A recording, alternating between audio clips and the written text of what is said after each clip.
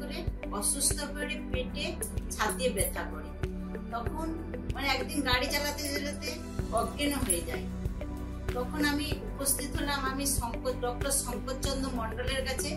ওনার আন্ডারে আমি কোঠারিতে ভর্তি হলাম, করালাম। তখন আমার ছেলেকে অপারেশন করতে হবে ডক্টর বলে দিলেন। তখন আমি উপস্থিত মানে ওখানে সার্জারি হলো। আজকে এখন পর্যন্ত আমার ছেলে ভালো সুস্থ হয়েছে। আজকে আমি বাড়ি ফিরে নিয়ে যাচ্ছি।